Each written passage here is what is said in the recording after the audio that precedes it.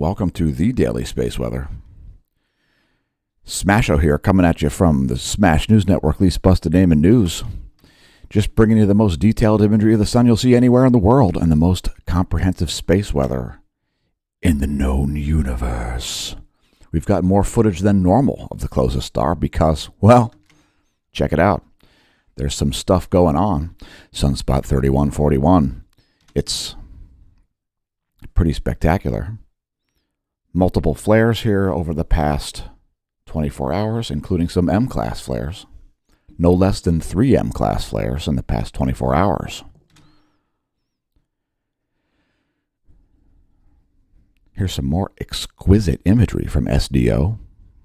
And while the SDO sight's down, it doesn't prevent us from bringing you the Daily Space Weather.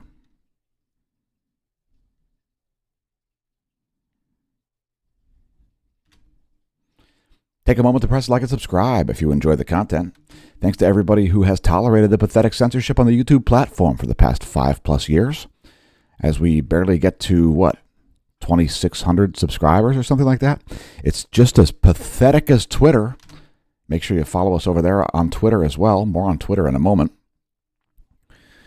Check out the merch shop. You'll find the links below the video, as well as on the homepage at smashomash.com, and welcome to the Neo Renaissance. Today's featured product is, because, well, I'm not only Smash-O-Mash, I'm also a client. Universum Liberate. Freak out your conspiracy-minded friends with some Latin terminology.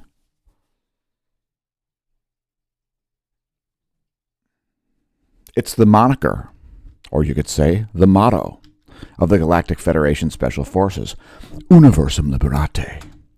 Convince your friends and foes that you're going to Bohemian Grove gatherings with the motto from the Galactic Federation Special Forces on your chest, or perhaps on your pelvis if you get the miniskirt. And to quote Geddy Lee of Rush, if I could wave my magic wand, I'd set everybody free. Have you noticed some problems with your freedom and liberty? Are you trying to enter the U.S. but unable to because of ridiculous rules at the U.S. border? Well, sorry about that. Even though it is not my fault. Universum Liberate, today's featured product on the merch shop. And to Twitter, I have to say 8 == capital D. Do the math. Stop sucking at it. I'm going to tweet right here on the live stream.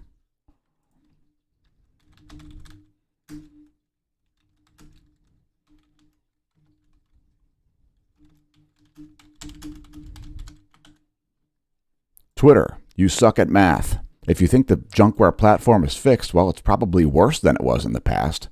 It's complete garbage. And we have over 17,000 tweets and 336 followers. So just in case you didn't believe shadow bans are real, well, I don't know what to tell you. Sorry. If you want to support the channel via subscription memberships, consider becoming a member of the Smash Team at smashomash.com/Smash Team.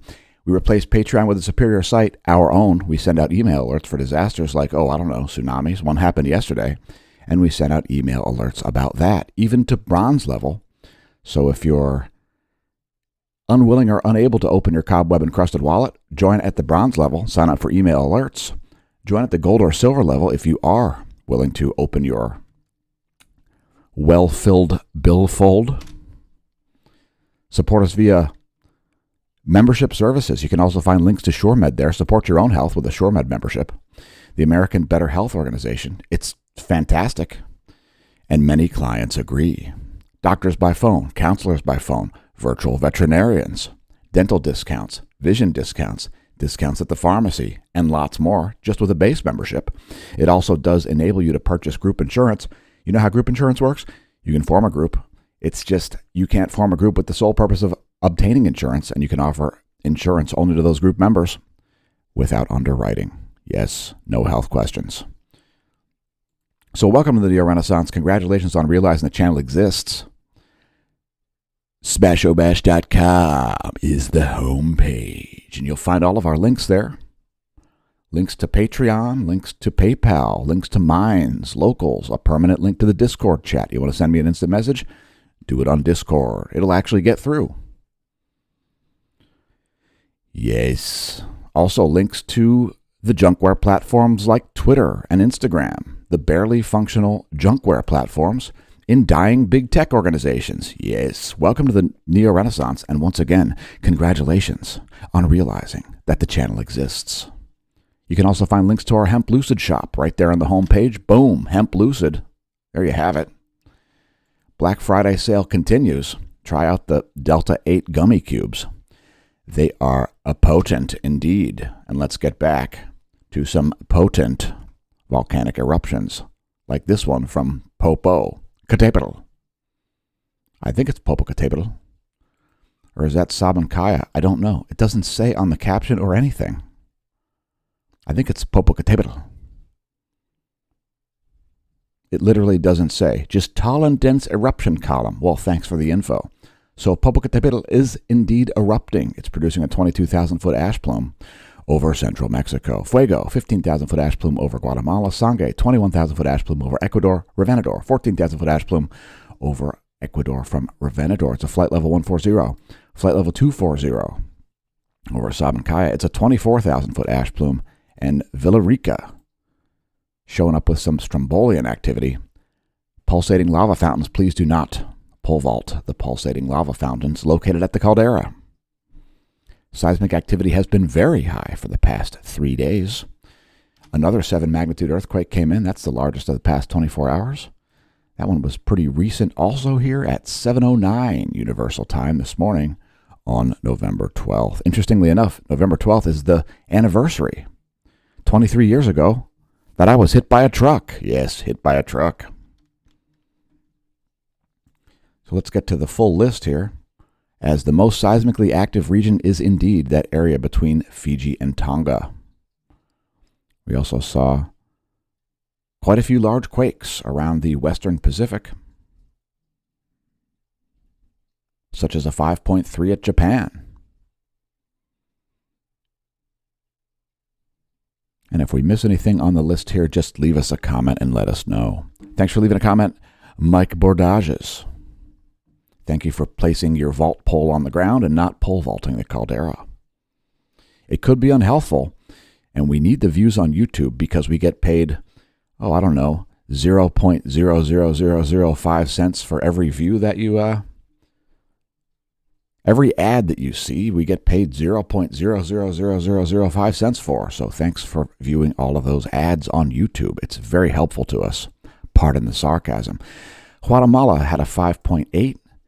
And there you go. There's the largest quake of the past 24, a 7.0 at Fiji. Let's hope those aren't foreshocks, because that could create a massive tsunami if we see like a magnitude 9 earthquake at the surface there in the area between Fiji and Tonga. Remember, folks, any earthquake can be a foreshock. And let's get back to space.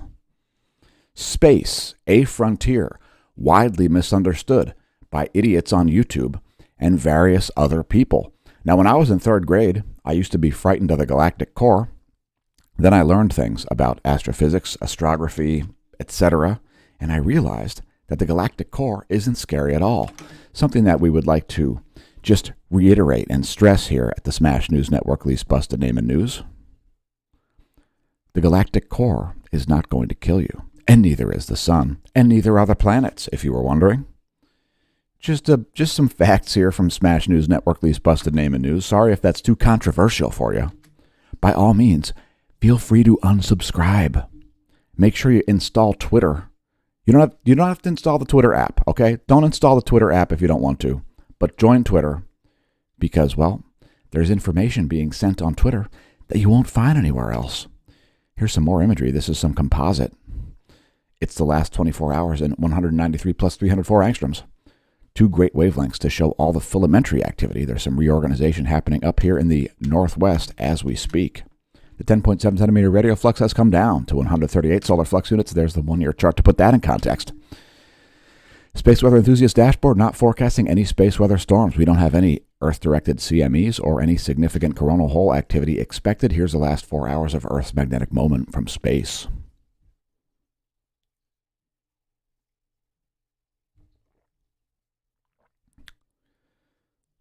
So there you go. I apologize if we were having some connection issues there earlier. It looked like we had a pretty weak stream as far as the solar wind goes. It's just nominal. Normal magnetohydrodynamic pressure here around the planet. Nothing to write home about. Here's Earth's magnetic moment from the ground. We've got, again, pretty low levels of geomagnetic activity here. It's a geomagnetically calm condition. And the galaxy and the sun and the planets are still not going to kill you. That's the last 4 hours. KP index here at 2. KP2, planetary K index, a measurement of global geomagnetism. And here is the solar wind, which, by the way, is measured at Lagrange point 1. It's outside Earth's magnetosphere at about 4 lunar distances. It's like 1 million miles away, orbiting the gravitational equilibrium point, Lagrangian point 1. Why? Because you can't measure the sun's magnetic field within Earth's magnetosphere.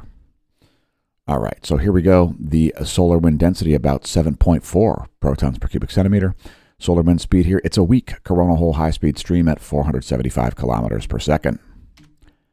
There are your GOES magnetometers, barely even perturbed by that incoming weak coronal hole high-speed stream. And let's take a look at the heliospheric current sheet. So this top view ecliptic plane field plot, the most interesting feature right now is the north solar polar field, still taking its good old time to leave the north heliographic polar region. You can see right there, there is still significant North Pole orientation at the north heliographic pole. Here's our line of sight field plot showing the sun's B field in blue, showing the solar magnetogram also. Solar polar fields in red for south, green for north, and let's move to coronal holes. Here's the coronal hole section. We do have some more well-defined coronal holes looking like they're rotating in here in the southeast. They are south pole oriented. And let's see what we can see from SDO, 211 angstroms. This is the past 24 hours in that wavelength. It's the ultimate coronal hole wavelength, 211 angstroms. Also shows some interesting flaring activity, which did produce some coronal mass ejection activity. We'll get to that a little bit later in the video. First, sunspots. Likelihood of additional large flares is still very high. Likelihood of additional coronal mass ejections remains at nearly 100%. Remember, folks, you don't need sunspots or solar flares to see CMEs, coronal mass ejections. And here are some fantastically detailed images, like the SDO magnetogram of the closest star. And thanks for stargazing with us, by the way. Once again, congratulations on realizing the channel exists despite the pathetic and ridiculous censorship on the YouTube, quote, platform, end quote. If you're watching on BitChute, go subscribe over on YouTube. You're missing a bunch of the content. So there's our SDO continuum. Mostly stable here, but a large series of sunspots, and they are quite magnetically complex. Here's the extreme close-up. It's the money shot.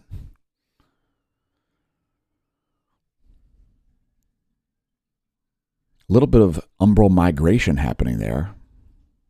And indeed, actually some new sunspots forming. So it's quite complex. And these sorts of situations make us wish that we had an X-ray detector at stereo A or even stereo B. Let's get to energetic particles and solar flares. No energetic particles there. Proton flux remains flatlined. No relativistic particles showing up, despite 3 M-class flares in the past day.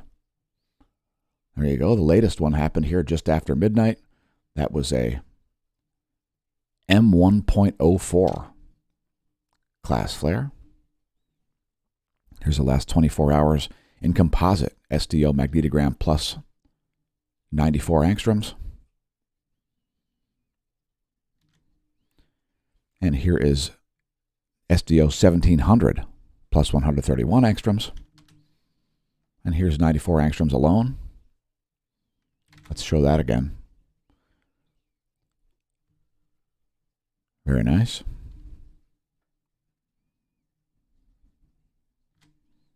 There is 94 angstroms.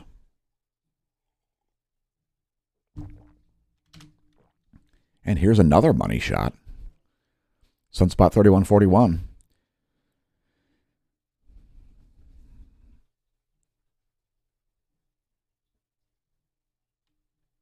Good stuff. Good stuff.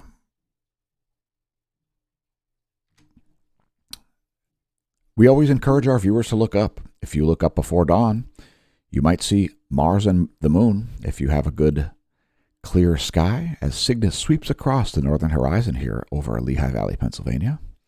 It'll be rising again in an hour or two. Mars and the moon there, close together on the ecliptic. Here's your solar system forecast. We've got a gibbous waning moon at the moment. Let's advance this 1 week.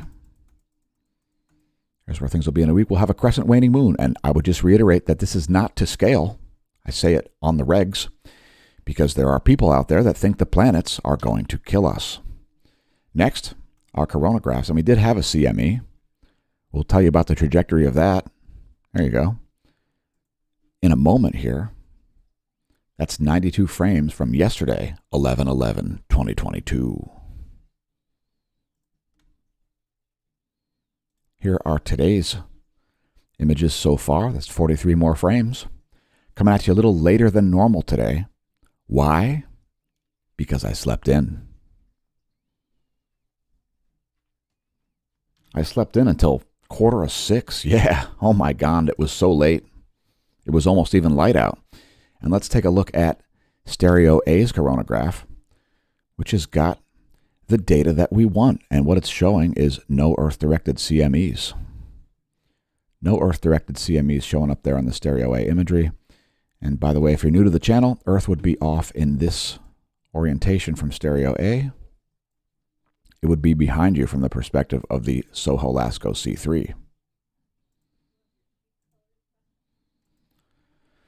So no Earth-directed CMEs. Let's take a look at a 24-hour video in composite, SDO 304 angstroms plus Soho Lasco C2 and C3. You can see Mercury emerging from the Soho Lasco C2 to C3 transition there on the left of your screen. That's planet Mercury. And those CMEs might look like they're earthly directed. They're somewhat on the opposite side of the sun. They are not earthly directed in any stretch of the imagination. Next, looking at filaments. We don't have a whole lot of data here from El Teide, Spain, but we do have a whole lot of filaments. So check it out. Massive filaments down here in the southern hemisphere. Also up here in the north, likelihood of coronal mass ejections remains at nearly 100%. Check it out. Here's a GOES 16 SUVI over the past 2.5 hours, and we've got some plasma reorientation happening up here in the northwest. Those don't look like coronal mass ejections yet. Just a little bit of reorganization happening up there. Plasma scooting around. Let's take a close-up of that.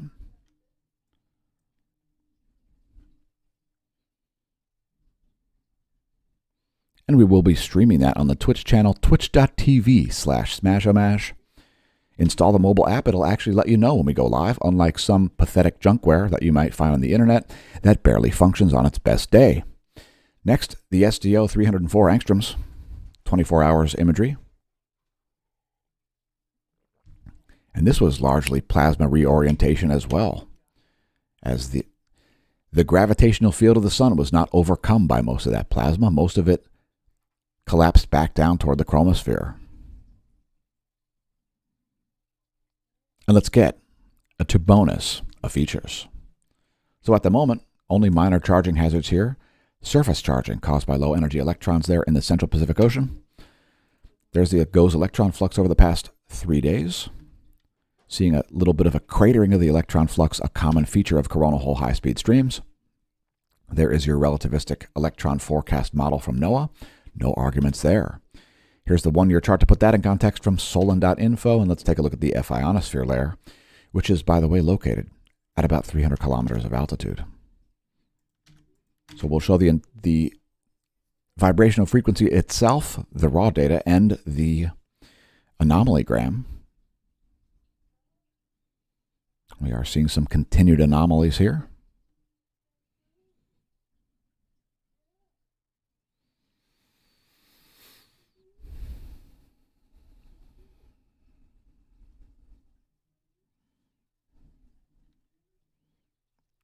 Again, coming at you a little later than normal today. Here is the anomalygram. That's anomaly in megahertz from the 30-day median. By the way, we've got some great global warming, climate change updates coming at you in the meteorology segment, so make sure you stay tuned for that. We'll tell you how melted Greenland is. Oh my God, Greenland. Yeah, Greenland. There's the latest image. Vibrational frequency at 11:30 Universal Time. Anomalygram for 11:30 Universal Time. We'll also show the total electron content over North America because the worldwide view is busted. Yeah, it's non-functional. At least we still have the North America view. That is your total electron content. It's literally the count of electrons from your GPS satellite down to your handset. Here is the standard deviation map.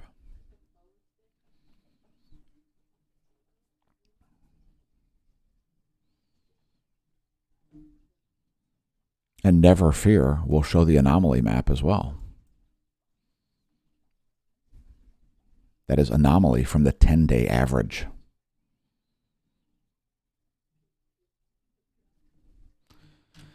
And moving right along, the SDO site is down. Last I checked, it's taken too long to respond, indicating that it's down. But never fear, we're still going to show you some close-ups. So, a little bit of tutorial here on how to use HelioViewer. You can always collapse your videos. You can even collapse your data sources if you like by pressing this tab. That'll collapse that drawer. We don't want to do that. We want to switch to the SDO continuum. So let's do that. We'll close out 304 angstroms. Well, that'll be over it, so it won't really matter. There you go. And here is the magnetogram. Quite magnetically complex at the moment. Those sunspots are beta gamma delta class. They're at least beta gamma class.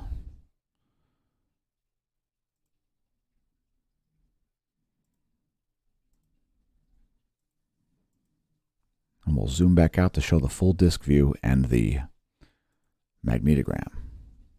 So there you go. Lots of activity there, all concentrated around sunspot 3141, the main producer of flares. And let's get into one more series of images. That's one of my new favorites there. It's the 171 plus 335 angstroms wavelengths from SDO. And it's time to do meteorology and chew bubblegum. And I'm all out of bubblegum. Here at the Smash News Network, least busted name in news, I'm a gamer. Did you know this? Yes. That's where the name Smash-O-Mash came from in the first place.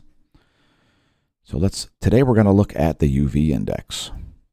So there you go. There's the brightest portion of the planet. The sun is shining somewhere. And check it out. Likely ozone hole induced ultraviolet spike there over Antarctica. Yes, the ozone hole. Oh my God. It's something to be frightened about. People have been frightened about it since the 1970s.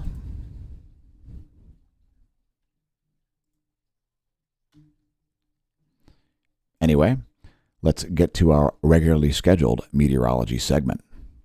So there is the surface wind environment of the eastern world. Shout out to our viewers from all around the planet. There is the jet stream environment, the 250 hectopascal winds. An anticyclone here over portions of China. Okay, China. Here are the jet streams over the U.S. and South America, the Western world. Also, the allegedly United States of America. Next, the surface winds of the Western world. There you have that. Powerful low in the North Atlantic. Surface winds of the Central world, looking like depicted powerful high pressure here. South of Madagascar, counterclockwise rotation indicative of a large anticyclone. And here are the jet streams. of the central world. Anticyclone up here also. It's a high-pressure environment.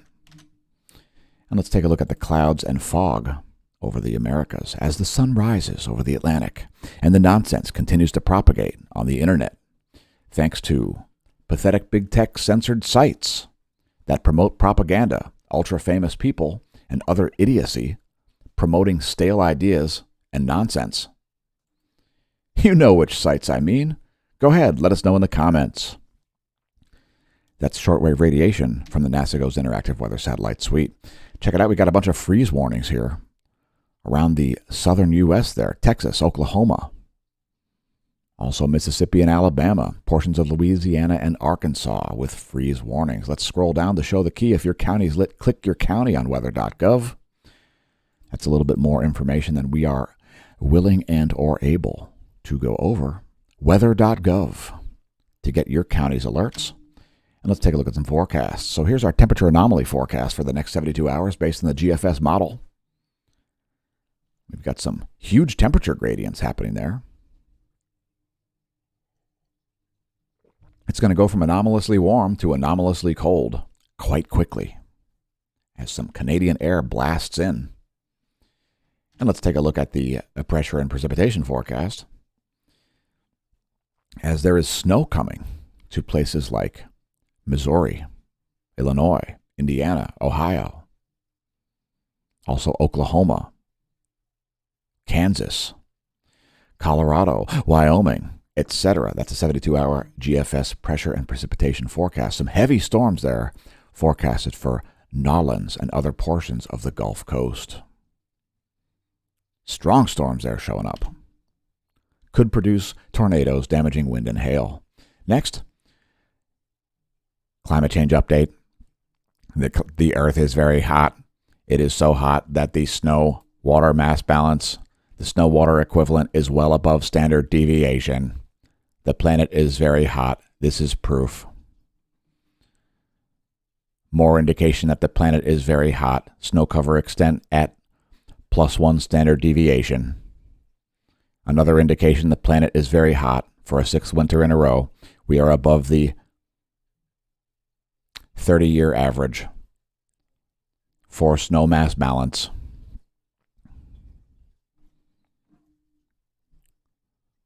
Thank you for leaving a comment. General disturbance. No, we haven't seen any snow yet here in Lehigh Valley, Pennsylvania. So there's the snow situation.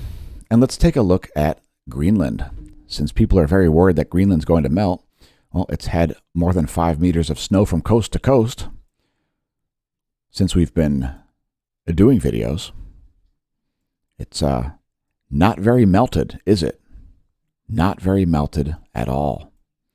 And as far as snow cover in the U.S., it's pretty snowy. There is snow in Arkansas. How about that? Snow in Arkansas and Oklahoma right now. Oh my God, it's so hot. It's so hot that we're never going to see snow again, folks. You'll have to tell your kids what snow actually is. Oh, noes. Thanks, Al Gore. Very helpful. Way to forecast. Way to forecast. Since climatologists are unable to forecast the weather for 5 days from now, I'm sure they're able to forecast the climate for 50 years from now, right? Here's our NASA GOES lightning mapper, and let's continue on to show the real-time lightning map from blitzoltung.org, otherwise known as lightningmaps.org.